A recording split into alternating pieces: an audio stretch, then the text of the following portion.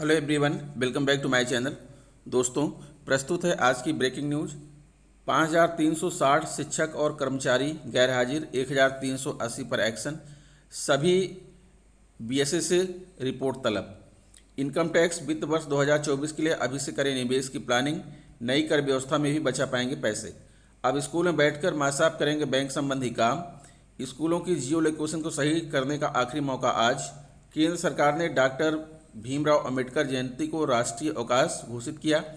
समय पूर्व पदोन्नत पर 3 एसीपी नहीं। वरिष्ठता सूची के विरोध में शिक्षकों को एरियर पहले आओ पहले पाओ तर्ज पर। प्राइमरी के शिक्षकों की ड्यूटी कम लगाएं चुनाव में। आइए देखते हैं दोस्तों खबरें विस्तार से। जी हाँ दोस्तों, आप देख पा रहे हैं खबरें विस्तार से किंग्समैन ई हब यूट्यूब चैनल पर। बेसिक स्कूलों में शिक्षकों कर्मचारियों की उपस्थिति जांचने के लिए चलाए जा रहे अभियान में गैरहाजिर रहने वालों पर कार्रवाई करने में बीएसए हिला हवाली कर रहे हैं। मार्च में गैर हाजिर मिले 5,360 शिक्षक कर्मचारियों में महज 1,380 के खिलाफ ही अब तक कार्रवाई की गई है। डीजी स्कूल विजय किरण आनंद ने सभी बीएसए से इस संबंध में रिपोर्ट तलब की है। मार्च में प्रदेश भर में विभागीय अधिकारियों ने बेसिक स्कूलों का निरीक्षण किया था। इस दौरान अनुपस्थित पाए गए शिक्षकों का ब्यौरा और उन पर की गई कार्रवाई की डिटेल प्रेरणा पोर्टल पर अपलोड करनी थी। निदेशालय ने समीक्षा की तो पाया कि अनुपस्थित पाए गए 75% शिक्षकों कर्मचारियों के खिलाफ कोई कार्रवाई नहीं की गई है। अब इन 3,980 शिक्षकों कर्मचारियों के खिलाफ एक सप्ताह में कार्रवाई कर उसका ब्यौरा अपलोड करने को कहा गया है।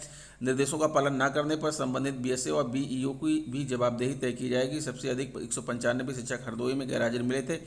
लखनऊ में भी 50 शिक्षक अनुपस्थित मिले थे, जिसमें केवल 21 पर ही कार्रवाई हुई है।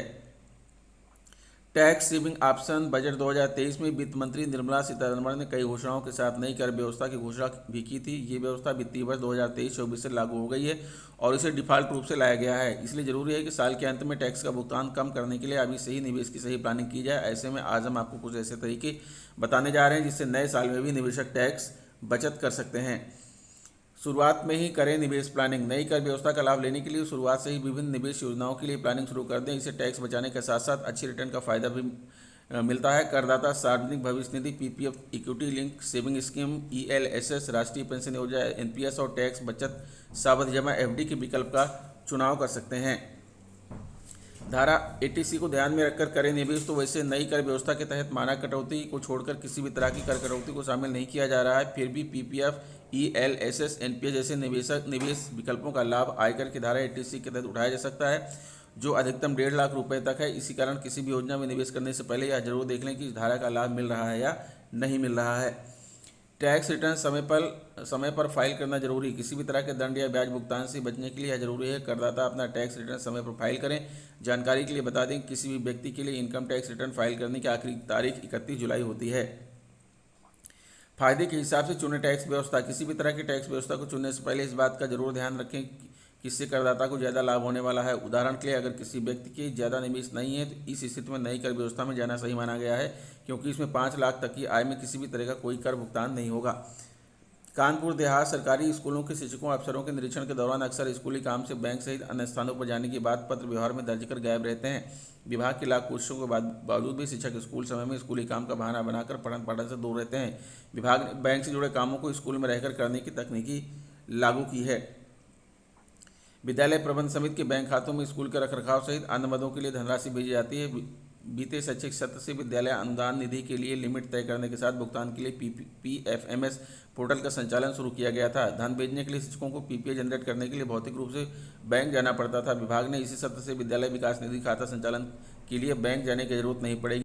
पीएफएमएस पोर्टल को अब केंद्रीय प्रायोजक स्कीम से जोड़ने के बाद हितधारकों को ऑनलाइन व नेट बैंकिंग की सुविधा मिलेगी। इससे समय की बचत होने के साथ शिक्षकों को स्कूल समय में बैंक जाने की जरूरत नहीं होगी।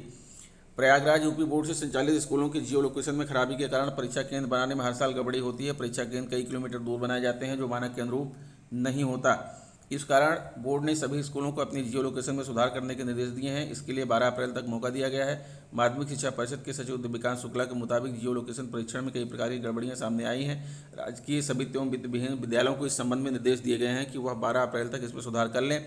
स्कूलों की जियो लोकेशन को परिषद की वेबसाइट पर अपलोड करने के निर्देश दिए गए हैं।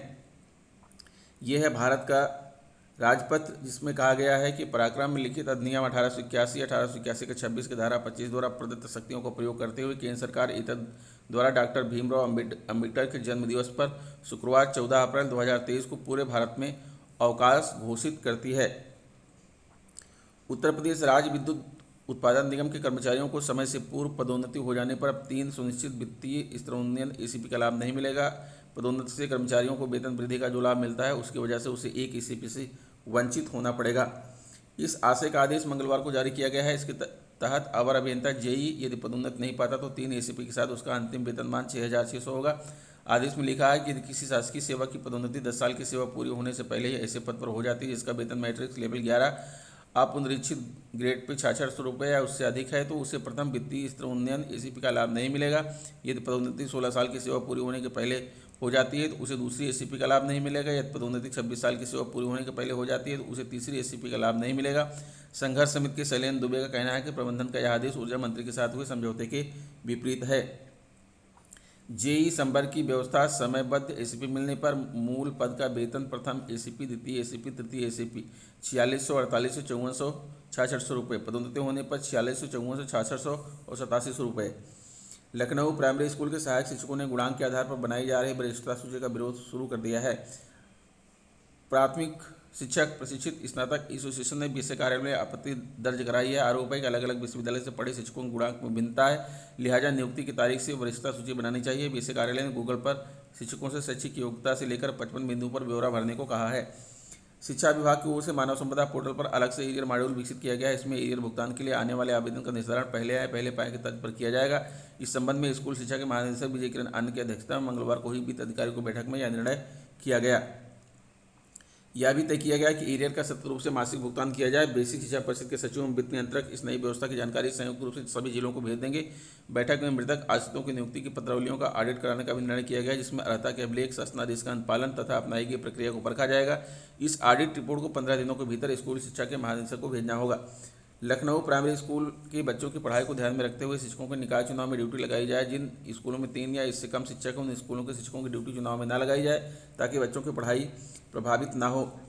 प्राथमिक शिक्षक प्रशिक्षित स्नातक एसोसिएशन के प्रांतीय अध्यक्ष विनय सिंह ने इस संबंध में राज्य निर्वाचन आयोग, मुख्यमंत्री समेत विभागीय अधिकारियों को पत्र भेजा है। विनय सिंह का कहना है कि स्कूलों के अधिकांश शिक्षकों की ड्यूटी लगने की वजह से बच्चों की पढ़ाई नहीं हो पाती। बच्चों की पढ़ाई प्रभावित होने पर अभिभावक दबाव बनाते हैं। तो दोस्तों, ये रहा आज का ब्रेकिंग न्यूज़। आशा करता हूँ वीडियो आपको अच्छी लगी होगी। अगर वीडियो अच्छी लगी तो प्लीज़ हमारे चैनल को सब्सक्राइब करते हुए बेल आइकन को प्रेस कर दीजिएगा। मिलेंगे आपसे नेक्स्ट वीडियो में कुछ नई जानकारी लेकर। तब तक के लिए नमस्कार।